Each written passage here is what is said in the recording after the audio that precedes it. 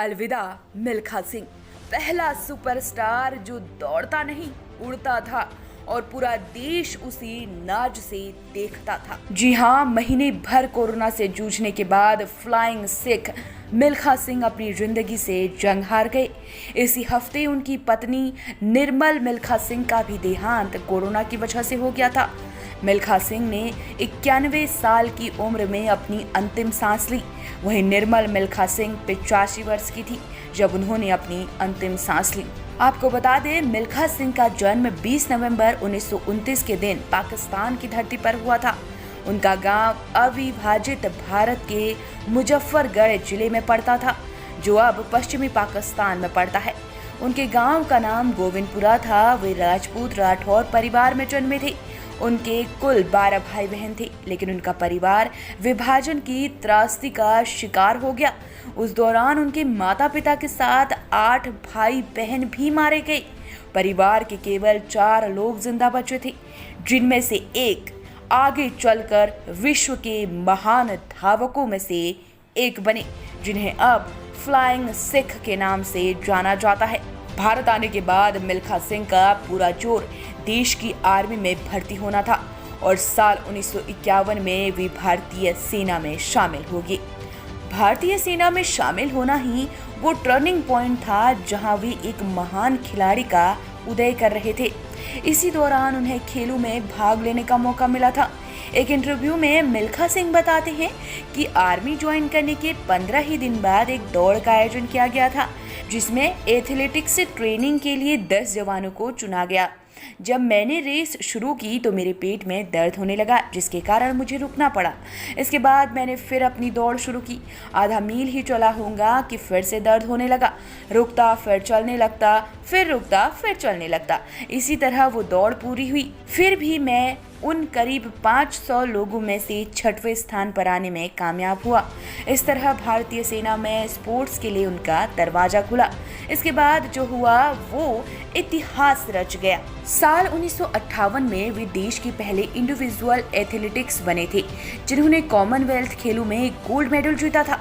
साल 2010 तक ये सम्मान पाने वाले वे अकेले भारतीय थे। वहीं साल 1958 में आयोजित हुए एशियन खेलों में भी वे गोल्ड मेडल जीते थे।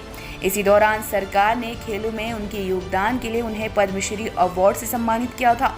मिल्खा सिंह ने लगातार 3 ओलंपिक खेलों में देश का नेतृत्व किया था।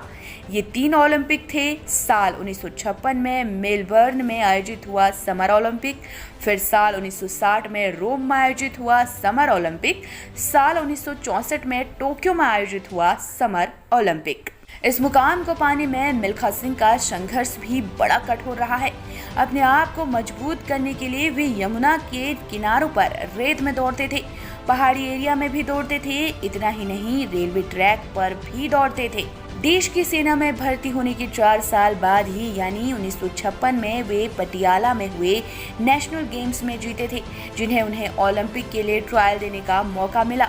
लेकिन ओलंपिक के लिए ट्रायल देने से पहले उन्हें एक भयंकर और दर्दनाक अनुभव से गुजरना पड़ा था।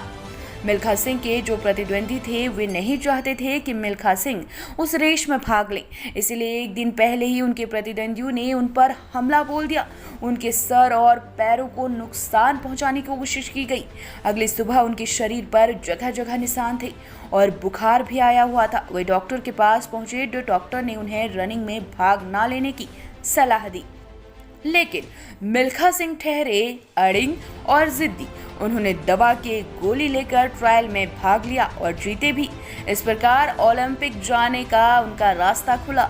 1960 के रोम ओलंपिक में वे पदक लाने के बहुत पास से चूक गए थे। वे रोम ओलंपिक में 400 मीटर की दौड़ में 4थे नंबर पर आए थे।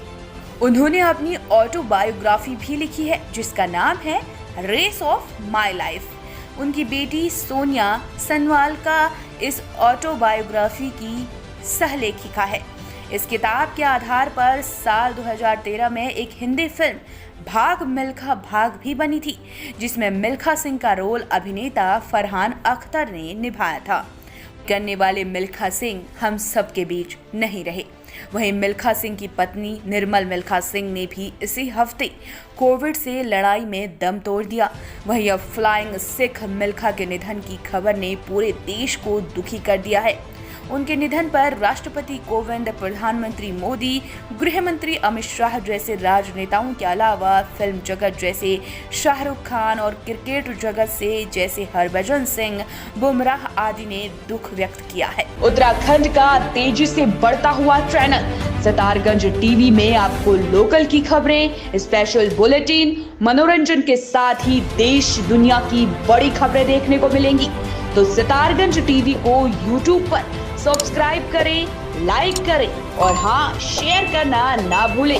इसी के साथ हमारे चैनल को फेसबुक पर भी फॉलो करें ताकि आप हर अपडेट से वाकिफ रहें।